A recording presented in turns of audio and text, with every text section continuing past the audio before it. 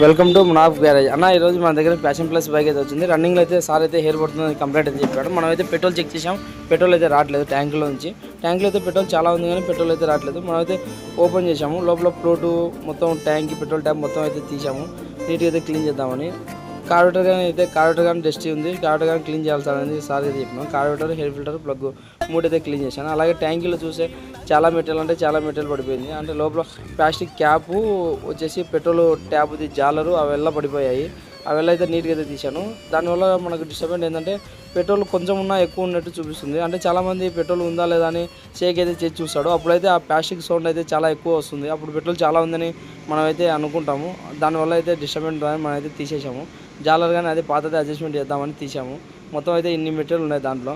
ఇలాంటి ఇంట్రెస్టింగ్ వీడియోలు కావాలంటే మన ఛానల్ని సబ్స్క్రైబ్ చేసి, లైక్ చేసి, షేర్ చేసి, కామెంట్ చేయండి అన్న. పెట్రోల్ ట్యాంక్ అయితే మొత్తం అయితే క్లీన్ చేసి తగిలించాం. పెట్రోల్ అయితే చూడండి ఎలా వస్తుందో, బాగా వస్తుంది. ఓకే అన్న, లైక్.